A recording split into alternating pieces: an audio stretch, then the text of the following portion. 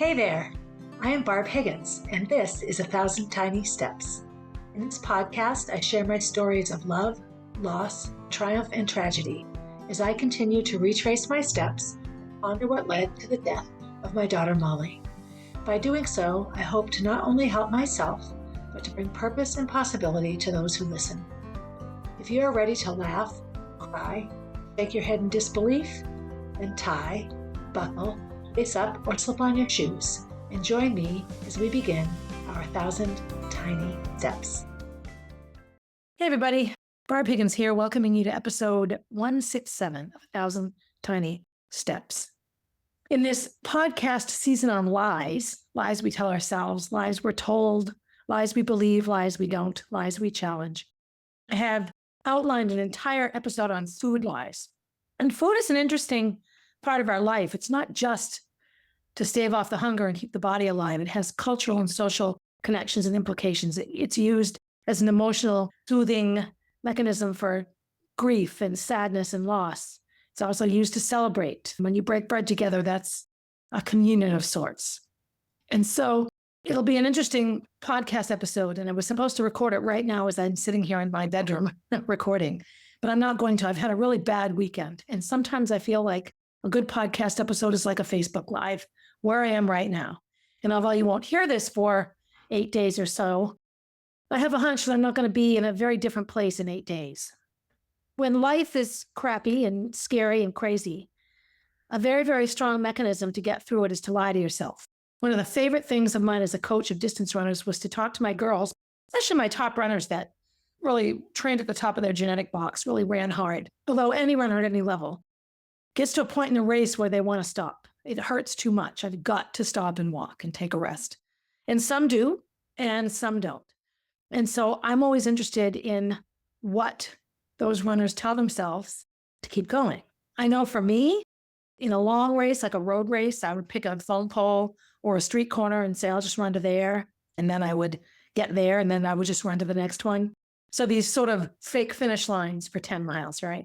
Sometimes I would just look down at the ground, looking a bit ahead and not look around me so that I wasn't aware of the passage of things. Sometimes I would get all spiritual and tell myself that I run for the love of God and God is with me. And then sometimes I would tell my brain to be quiet. And sometimes I would sit with it, like I'm just going to hurt and keep going. But there was always a story. There was always a little bit of a lie that would get me through the current situation. I've talked a lot about how distance runners, lots of female distance runners come from abusive backgrounds. And there was a couple of books written about it. The Silence of Great Distance was one. A distance runner named Susie Faber Hamilton wrote a book about her experiences, which I can't remember the name of the book, so I apologize. I'll look it up and put it in the show notes. There are lots of reasons we lie. I know as a child, I lied to myself all the time, and it was just a mechanism for getting through life. I had to create a reality that I could manage because my actual reality was unmanageable. So why am I spouting on about all this right now? Well, I'm just having a really bad spell. So it started mid-October, I guess, with my dad dying and my family's complete willingness to let me do everything. And I need to be clear, I'm not resentful. It's just eye-opening to me that the more things change, the more they stay the same. And that we all came together. And I'm no less busy than any of my siblings. All of us are busy. But because I don't have to go to a physical space to work, things fall upon me all the time. Well, you're not at work. Well, my work is here at home. And so the number of times my work is interrupted or looked right over or through because it's not in a building is now glaringly obvious to me. And it's by everybody. It's not just my mother. It's not just people that stop by. It's not just my family members. It's not just Kenny. It's everybody. And it's all the time. And my first reaction is to say, fuck it, I just quit. Fuck it. I don't need to do a goddamn podcast. I'm not marketing it anyway. Less people will listen now than listened 2 years ago. What am I doing? That's my initial response. And there's a huge part of me that can get really, really lost in that because my go-to is self-blame. Self-blame, self-blame, self-blame. And it's not self-pity. Let me be clear. It's not, oh, poor me. It's, oh, stupid, stupid me. It's very different. I've wallowed in self-pity. And I know that feeling as well. when I look at some of the biggest disasters in my life, I realize that this very, very aspect of my personality, this willingness to own it all, to take blame, has allowed horrible people, oh no, let me take that back, has allowed people that may have wonderful qualities to do horrible things and treat me in horrible ways. And again, this sounds whiny, poor me, poor me, poor me. I'm really trying to break out of this cycle and this habit. Over the weekend, I knew it would be a busy weekend. Kenny had a golf tournament that he has every year. It's called the Harvest. And I love the idea of it. It's old friends get together. It's been going on for like 52 years now, maybe 51. He loves it. And I know that it's part of his third space, his social life and all this. And so I always know when he goes to the Harvest that he's probably going to get drunk because they drink all day. Some of them smoke pot all day. It is what it is, right? It's part of it. But always, as we get older, one would think he would morph through these things and get better. Kenny and I, in our relationship, long before Roy and long before Dead Molly and long before all of it, alcohol was always a big issue for us. And it's easy for me to lie about it, like any addict or former addict. And I've been spending a lot of time with my 12-step series on addiction and alcohol and my relationship to it. One of the biggest things I have a hard time with in my current life is always being in charge. I'm in charge. So, for example, okay, so what needs to be done today? So Kenny will do anything I ask, but I somehow have to be in charge of knowing what needs to be done. Like I have to be in charge of all of it. I can delegate out tasks, but I'm the one that has to be in charge and also delegate tasks. So I look at it like being the principal of an elementary school, but also teaching all the grade levels and then getting teachers to help with the teaching, right? A principal can't be in charge of every detail of every classroom. They oversee it all, right? So I'm either going to be the principal and oversee everything, or I'm going to be a partner in this. And that is really, really lost on Kenny in our friendship and our relationship and our cohabitation and whatever it is that we have right now. Last week, so the 2 weeks around my dad dying, from Friday the 18th of October, really till Halloween, like the second half of October, was all that. I put everything aside. I didn't work out for 7 days. I didn't coach, so that's income lost. I just stopped my life, completely stopped it. Now, my family members didn't stop their lives. They continued to work where they were. They took some time off. They all chipped in, I will say. But no one in my family, including Kenny, took 8 days off from everything they do all the time to take over something that shouldn't have been theirs to take over. It's not lost on me that I'm the child that organized the funeral, wrote the obituary, published the obituary, planned the funeral, made the program for the funeral, officiated the funeral. Like, are you kidding? So the spiritual side of me here wants to be like, oh, it was closure. It was this great way to say goodbye to your dad. And you know what? In some ways it was. Did a part of my heart good to put the body of the man that hurt me so badly in the ground. And I don't say that with vindication or hurt necessarily in a mean, spiteful way. I don't know why it matters so much to me that he knows in his heavenly space, wherever he is, that I love him, is indicative of the lie I live all the time, which is that how people feel about me is more important than how I feel about myself. And I look at friendships and I look at situations I've gone through and I look at realities in my life and really analyze where I'm at. I'm speechless. At how I feel right now. It's Monday. It's November 4th. So the more things change, the more they stay the same. Kenny was so drunk at the end of the Harvest on Saturday night that he called me on the phone and I could hardly understand him and he didn't know where he was. I don't know where I am. He was in his car. I don't know where he is. How would I know this? He didn't know if he had driven anywhere. He looked out and he felt like he was on a dead-end road. He saw trees. He didn't see other cars around him. So I picture him on the side of the road somewhere. I asked him, did he drive? He didn't know if he drove. I don't even know. I don't know. So Saturday, my good friend Molly, who I coached in cross country at Concord High School, was her mom's funeral and this big gala at the Grapponi Center that her family had planned. And I knew that with Kenny's day, the likelihood of him being sober when he got home was small. So I sort of planned that I would bring Jack with me and we would just make the best of it. I was feeling uneasy about it. He was sound asleep at 3:30 when the funeral came, so I couldn't do that. And that's fine. He's 3. And so I was sort of getting ready. My friend Polly came over and we were just sort of chatting and I was sort of deciding, do I go to the gala? Polly had said she would stay with Jack if I wanted to drop in for like an hour and just say hello. So these were all things going on. And then the phone call from Kenny comes. So now I'm in an abject panic because he's somewhere in a car somewhere. Long story short, he was just in the parking lot of the golf course. Jack and Polly and I got in the car and drove out there. And there he was. And Polly drove him home and I put him to bed. So I didn't go to the gala. And I still haven't, as of this recording, haven't even talked to Molly about it yet. I feel terrible. I feel terrible. Like I failed somehow. Like had I planned better and orchestrated better, then I could have gone to the gala even with Kenny pulling this crap. Right. Yesterday morning, Sunday morning, Kenny comes in with coffee and a big smile. Like, how are you? Good morning. And I'm looking at him just puzzled because I can't imagine what's going on in his head. And I realized at that moment that what's going on in his head is nothing, that this is just par for the course for him, that of course he doesn't remember. He's not going to let on anything. And I think he's gauging me to see where I'm at. So of course I ask him, how'd you get home last night? He doesn't remember how he got home. And so I tell him the whole story. And I said, I don't want to talk about it with you. I don't want to hear a thing. I don't want an apology. I don't want an excuse. I don't want an explanation. I want nothing. You need to figure it out. But I did put my foot down, and I've done this before. So this is what I mean about lying to yourself, running into that wall again and again and again. I just said, no more alcohol in this house, period. Now he sneaks it all the time. Oh, I didn't drink tonight. And then I find these cartons of wine and empty vanilla vodka shooters in, here, there, and everywhere. And I'm like, okay, so he's obviously putting alcohol into his body all the time. So I'm at a point where I don't know what to do. And, I know podcasts are supposed to be helpful and uplifting, but you know what? When I listen to helpful, uplifting podcasts, after a while, I'm like, what the heck do you know about life? Smile, be happy, look ahead, heal. Yeah, okay.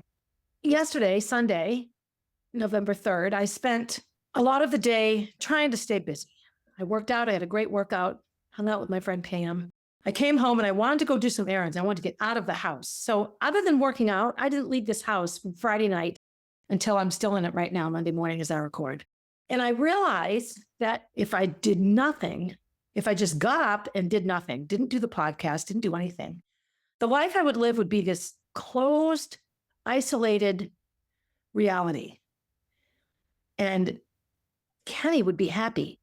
He'd have his person to be at home with, his person to have drinks with at 5 o'clock. I'd be home all the time. There's this element of him that he just just wants to wake up and sort of do whatever the day brings right here. And we have a beautiful home. We've just sunk way too much money into making it pretty. And I'm in a panic. I'm in this not-stricken panic. And so I'm tying this into lies. So a lie that I tell myself is that I can fix everything. And I make these big lists and I run around and I do a million things, which of course, 80% are nothing that I want to be doing. So I spend a lot of my life feeling angry and frustrated. I look at my physical, I have these goals, right? I set a goal, CrossFit goal. And I have this goal. I made the quarterfinals last year. And my goal is to make the semis this year. I am in worse physical shape than I've been in probably since I quit the drugs and the alcohol after Molly died. I am so very unfit. And I know compared to other people, I'm super fit, but I'm just not. And I know myself. So I'm lying to myself. Where's the lie? Do I really want to make it to the semifinals, or is that a lie that I tell myself and I really don't care? I'm happy to just be old and out of shape, right? There's that. Then I have this podcast here that I love doing it. I like planning it. I like the research. I learned so much. I've met amazing people.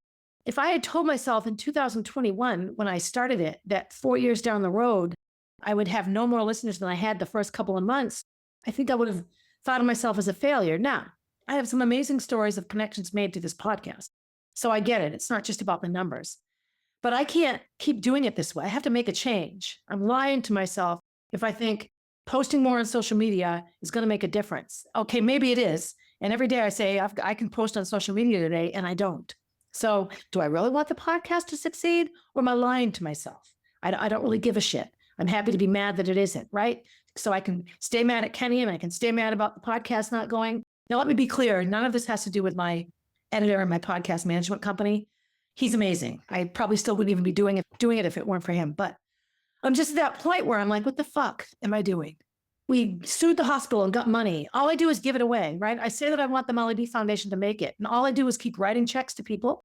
Here, take my money. And eventually it's just going to run out. And I'm going to have to go get a job and I'll be as poor as the next 70-year-old person, right? Is that what I want? Is that what I really want? Maybe, because I certainly seem to live the life of not doing anything to fix it. And then my own alcohol use and diet and all this.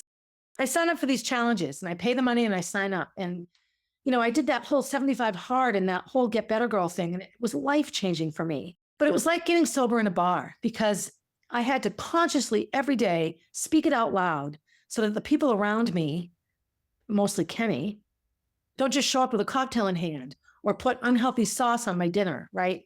Because I live in a reality that I have little control over a lot of the things that I want to have control over that affect how I am. So I've signed up for challenge after challenge after challenge. And I've lasted a day, 2 days, nothing. And then I'm just back to eating like crap, even worse sometimes. Since my dad died, I've stopped completely giving a shit about what I eat. Now, if I wrote down my daily food intake, I'm still 90% better than anyone else.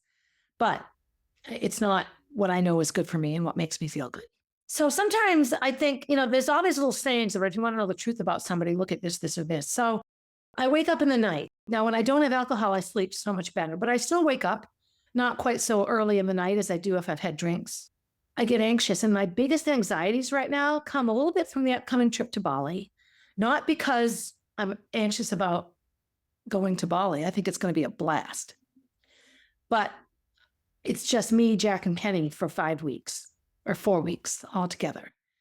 And yes, we'll be in an amazing place, but I think of how much caretaking I have to do now, and I'm anxious. I'm nervous.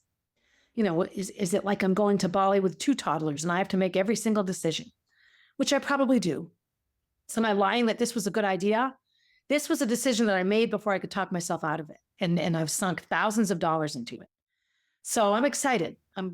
Even if I'm nervous and afraid. 3 weeks in Bali and then some travel on either side is not a bad thing. This will be a wonderful thing. And I'm unbelievably, excitedly looking forward to it. So in the night, I worry about that. But I also worry about the fact that I have this small child who has no siblings living here, who doesn't have a neighborhood full of kids like Gracie and Molly had. I feel sometimes like I'm living in the upside down or the afterworld or the Langoliers. Like things look the same, my life looks the same, things feel the same, but they aren't the same. They're unbelievably, completely different. One of the hardest pieces of being Jack's mother is making sure his life is relevant and not all tied into dead Molly. Dead Molly is a huge reason why Jack exists in the first place. And although I don't think the 2 events, Molly's death and Jack's birth, are as interrelated as some people might, they definitely are. If Molly hadn't died, I wouldn't have had Jack. So that's a pretty big connection. And I look at the tasks at hand and how conflicted they are right now, because Kenny would have us repeat everything we've done. I can see it. He wants to just recreate what he thought we had as a family while we were raising Gracie and Molly. And I look at him like, that didn't work. That didn't work. It didn't work. And I look at decisions he makes and decisions we make or decisions I let happen. And am I kidding myself? When I decided to have Jack, it was initially something I was going to do by myself. I'll find a sperm donor. I'll find a father. This is my child and my experience. And rightfully so, I thought, no, kids need actual dads in their lives. I think that's important. And if they can't have an actual dad, they need an actual father figure of some sort. I think it's important that children get balanced parenting. And so here we are. I can't pack up a suitcase and leave because I'm sick of how things are. But let me tell you, I am sick of how things are. Where's my truth? Where are my lies? It's a question I can't even answer. I don't even know. And then finally, the umbrella under which all of this exists is dead Molly and grief. When I woke up this morning, I thought, you know what, I'll just do a podcast on lies around grief because there are plenty. And it's easy for me to use the grief as an excuse or a reason for why things are so bad. One of the hardest things for me to cope with after Molly died with Roy was the number of times he said to me, oh, there you go, pulling the dead kid card. Don't you dare pull the dead kid card. Like I could consciously decide to use Molly's death as a reason for something. I feel like pulling those kinds of cards is a much more logical, purposeful action. Oh, I'm going to use this as an excuse for this. I also think the people that accuse others of doing it are people that do it themselves. I look at how much of my life is the way it is because Molly died. And I look at how I can still be completely throat punched when I think of the fact that she was here and now she isn't. We're in year 9. By the time she was 9 years old, we'd lived so many experiences.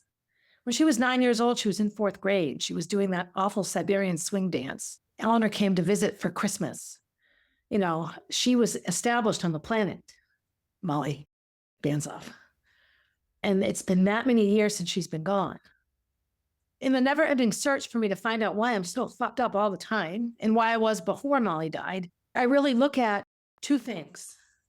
The lies I've told myself about people I let into my life, and the lies I tell myself, both to blame myself and to justify my behavior.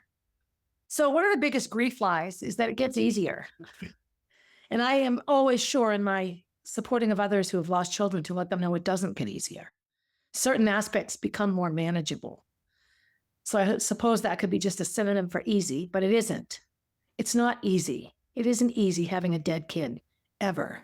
I noticed that a lot of the pressure on people to behave a certain way or act a certain way or believe a certain way is to make those people feel better about themselves. And so one of the biggest lies in grief is that it gets easier. It doesn't get easier. I'm here to tell you it doesn't get easier. It gets more manageable. Part of my grief with Molly is also my grief in everything that happened with Amy and Roy. I can't take those two things apart. And then you throw Doug into the mix and it's unfixable. How do you live with unfixable? What's the lie and truth around that? Well, sometimes you live perfectly well with something that's unfixable. If something in your house breaks, you learn to live without it. You navigate around the broken thing. If you can't fix it, maybe you get a new one. Maybe you learn to live without that thing that broke. I certainly can't get a new Molly, and that certainly is not what Jack is. So all I can do is navigate life without her. That's all I can do. And I am blown away at the number of times it just throat punches me. I'm also blown away about the number of times what happened to me with Roy and with Amy throat punches me. And I think that's in the forefront right now because it's school board elections. So, I complain all the time that I'm too busy. I can't do what I want. I have to go to stupid school board. And yet I chose to run again, up for re-election. We'll see by the time you hear this, I'll know, yay or nay. And as much as I feel I have a lot to offer and would love another term, I will not be heartbroken if I am not reelected. It will be, in many measures, a feeling of relief. What makes me nervous is that I will then be home every night. And home every night is when the alcohol dynamic between Kenny and I starts to do its nasty dance. I think he should probably get a part-time job in the evenings and I'll be home at night. That might make more sense. Get Jack involved in more activities. When I look at my entire life, my childhood, my college life, my single life, my life married to Eric, and then my life in between all that, and then my life with Kenny, I've never, ever, ever had just sort of a normal, enjoyable family life. Even in the years right after Kenny and I got married and Molly and Gracie were little before Amy and Roy moved to Concord, even in that chunk of time, 5 or 6 years there, alcohol was an issue. There was just an undercurrent, finances and money, Kenny's divorce with Karen, so many things with this undertow of anxiety. And then I was just so quick to jump into whatever that was with Roy. It really is all in my face right now. And it just matches in with this whole theory of lies, the things we tell ourselves to keep going, the stories we concoct, the things we choose to believe in, the political party we choose, the ideologies we accept as real or not real. All of it, the lifestyles we live, the dietary beliefs we take. Every choice we make is based on a belief and a desire to feel a certain way. We can't escape that. What religion we choose or what religion we don't choose. And the lies we tell people about others and the lies people tell others about us. We're also coming up on just a little over a year now of the whole kitchen yard renovation project. It's been a long, arduous, mostly okay, but oftentimes not fun process. And the woman that designed the redo of my kitchen and was supposed to be involved all the way to the end ended up being no different in my life in so many ways than a list of other people. I feel really bad about that. I'm in a hard place about that. I feel duped and tricked. Of course, I question over and over again, what did I do? What did I do wrong? What did I do? I've read text messages and email threads from the moment this project started to now. And all I see is word salad and chaos and mayhem. I don't see that I was a bad person. I don't see that she was a bad person either. But we don't speak. It weighs on me. I'm not that kind of person. But I look at my life and I see that this is a theme that happens with me a lot, where I have a friendship and then it disappears. I have another good friend who, she doesn't live in Concord anymore, so I think that's part of it, but I just never see her. She doesn't stop in anymore, only if she needs me, if she needs help. And that's hard sometimes. And I jump at the chance to help her because then I think, okay, maybe this means everything's okay. And then I don't hear from her again forever. Now, listen, I know this sounds whiny, and maybe I am a little whiny, but where are the lies? What am I telling myself that's not true? And what do I need to tell myself to change the behavior? And what does this have to do with lies in the first place? So I think probably the biggest lie for me is that I have value as a person and that I can acknowledge my own value, right? Survivors of child abuse are the biggest self-haters in the world because children own it all. When Jack and I have disagreements, which if you have a 3-year-old, you know, is a major part of any day. When it's all said and done, he wants me to tell him I'm sorry. I need you to apologize to me. That's what he says. And what he wants is to know that everything is okay. He wants me to say he's sorry because he's too young to know that it could have been something that he caused. He's 3. That doesn't really exist yet. So am I lying to him by apologizing? I don't think so. I always try to say we both had our part. Can we both say, I'm sorry? Let's say it together. We do that sometimes. But I just think the biggest lie right now that I tell myself is that I can do all these things I say I want to do. Maybe the lie isn't that I can do them. The lie is, do I want to do them? What do I really want to do? Do I want to do this? I don't know what I want. And there are all these exercises you can do. Write down your perfect day. I have no idea what a perfect day is. I know there are things I love to do. I cannot write down and describe a perfect day. It doesn't exist in my reality. So am I lying to myself? Do I really have a perfect day and I'm just not willing to write it down? You see the rabbit hole I can go down, yes? When I go back to self-questioning, what's wrong with me? What's wrong with me? I just come back to grief. I grieve the loss of a normal childhood. And I know I'm 61. I should be over it by now, right? Except when things get hardwired into your brain, getting over yourself is like getting over hunger just because you've eaten breakfast. And then when you're hungry again at lunch, berating yourself for being hungry. I thought we dealt with that at breakfast, right? It's not that way at all. So much of my life has been grieving the loss of things I thought I could have or was supposed to have or wanted to have. I had an amazing college experience and went to college for free and was a runner. Never really went as far with running as I thought I could. So I grieve the loss of that sometimes. Like, why didn't I take better care of myself and do what I needed to do? But the reality is that isn't who I am. I'm constantly going off track. I'm like Doug in the movie Up, the dog with the little voice box. He'll be in the middle of a big conversation and go, squirrel.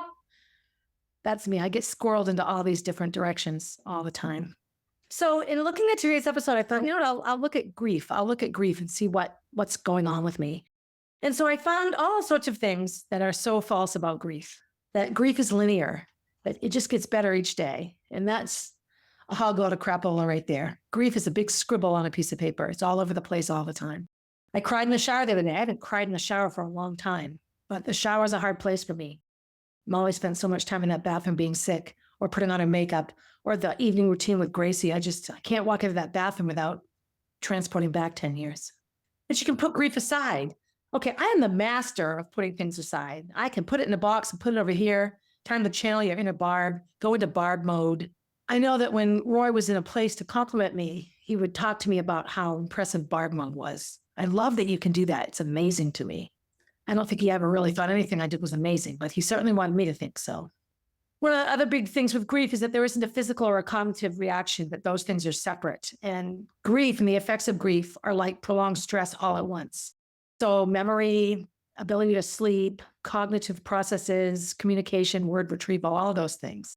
And then all the other things, cortisol, inflammation, high blood pressure, all of the things that initially happen in your body. And then, of course, all the behaviors that go into that, drinking and smoking crack and all the things that you do. That grief should be over at a certain period of time. And if you grieve too long, you're stuck in grief and you're unhealthy.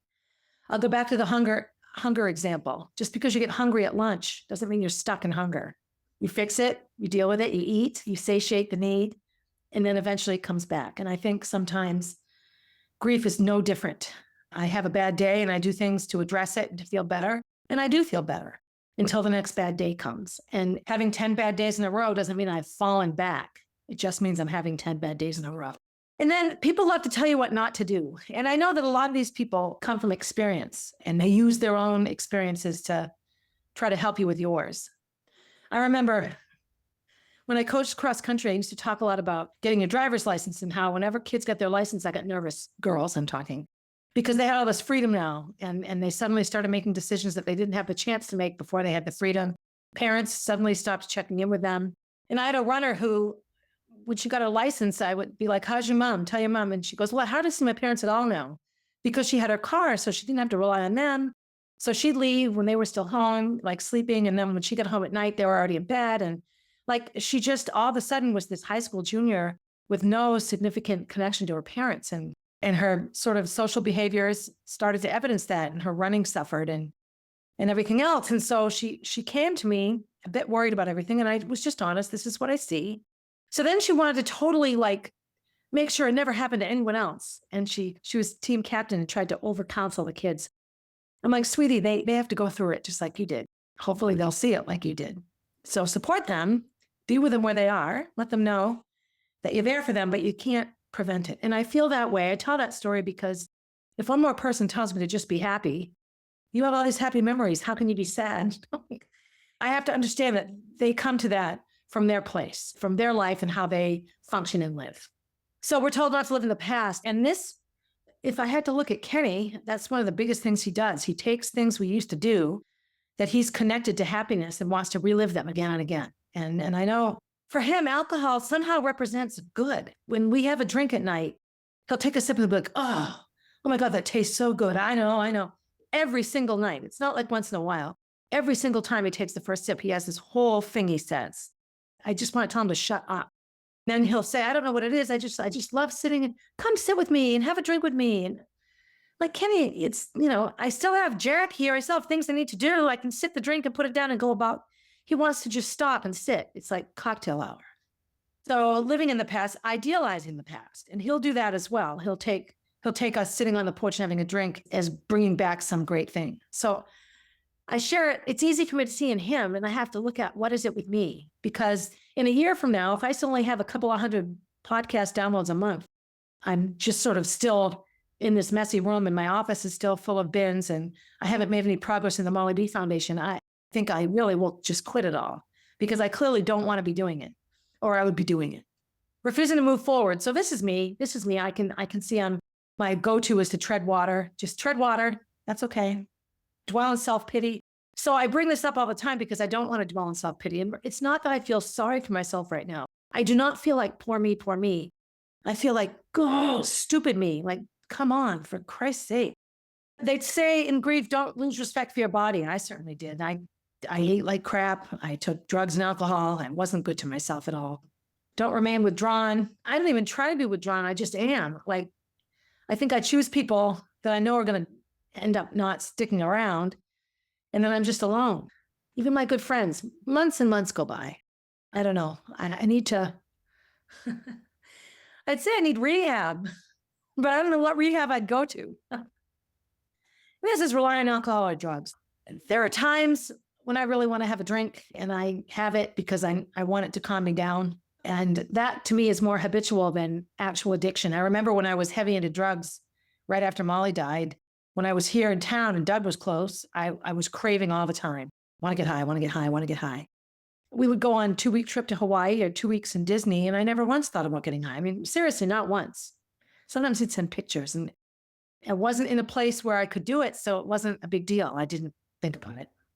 So complex grief or complicated grief is the kind of grief I have. And it comes from a sudden traumatic loss, a really huge loss, and child loss is one of them. And mine was really out of the blue. Although we had little clues, none of us thought Molly was going to die.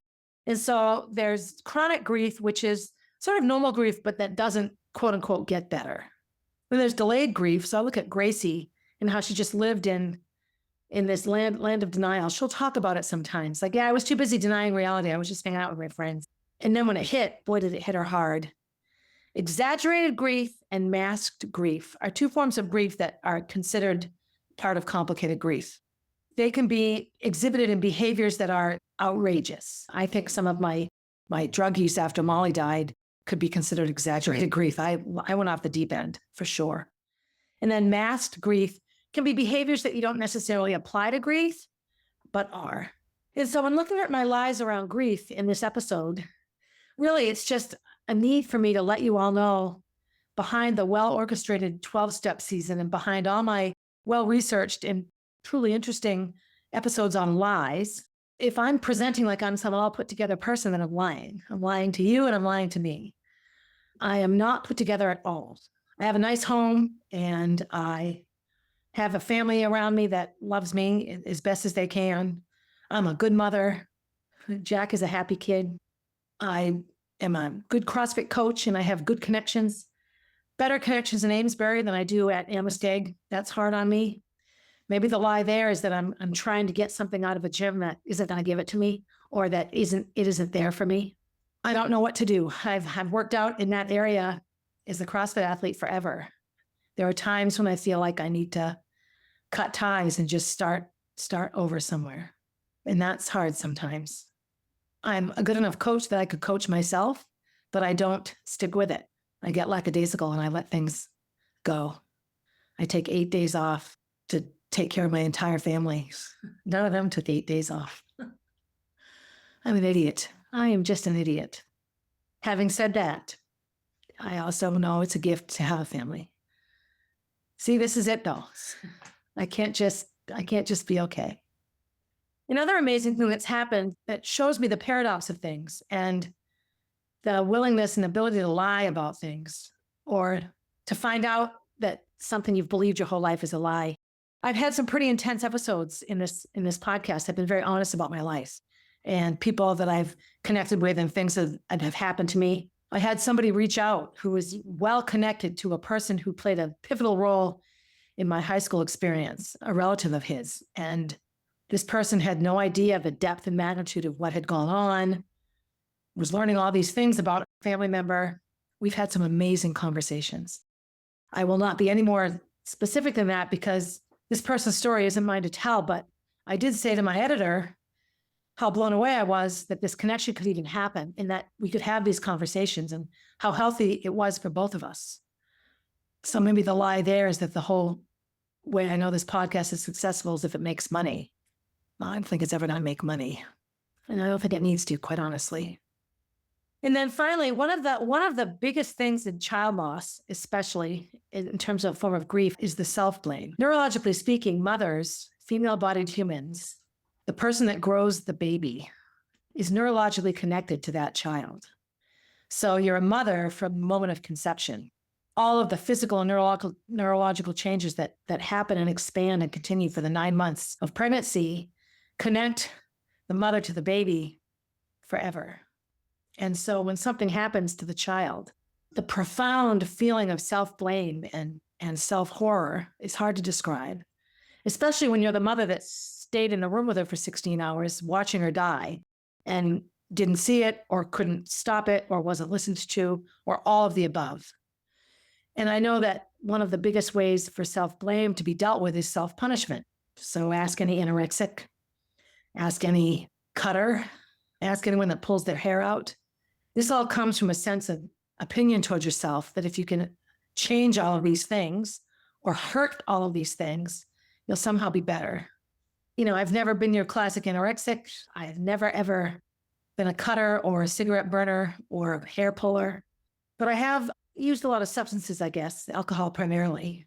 And I have choices that prevent me from succeeding in things. So maybe my biggest lie is that I'm just not worthy, that I suck. And that's the lie I tell myself.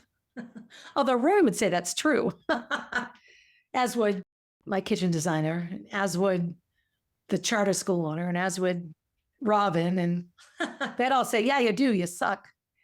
And these are the people I choose to believe sometimes, which is mind-boggling.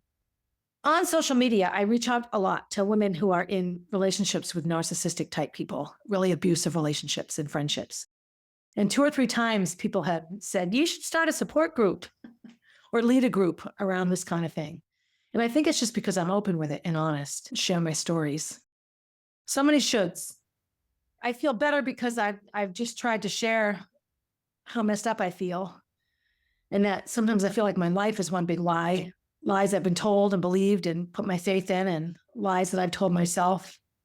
This was a brief interruption in my planned series of episodes for season 10 on what is a lie. Right? So I'll get back into the less personal ones in the next couple of episodes. Food will come up. I want to thank you for your patience. If you've listened up until now, I appreciate it. As always, feedback is welcome and wonderful. I hope that November, which is historically a terrible month for me, is a better month. That's what I hope. I'm off to Florida this week with my mom and Kenny and Jack. Spend some time with Gracie. And then I'm home for 3 weeks and then off to Bali. So it's coming. Yay. Anyway, be good to yourself. Be better to yourself than I am to myself. Choose good things, make good choices, connect with nice people, and communicate. Share how you're feeling all the time. Be good to someone else. If you see someone struggling, or if they say something you disagree with, don't automatically assume that they're fine, or that they don't need your help, or that they're bad because they think something. And as always, have a good day, everybody. Hey, thanks for listening and supporting the podcast. Feel free to leave a review and share my stories with your friends. Please reach out with your own stories, as I love connecting with my listeners. If you would like to get to know Molly, head over to mollybfoundation.org to see what she is all about. If you want to see what I'm up to next, you can find me on Instagram at barb_444, on Facebook as Barb Higgins, and at my website, 1000tinysteps.com. And while you're there, sign up for my newsletter, a weekly way to find out what's up in the life of Barb Higgins.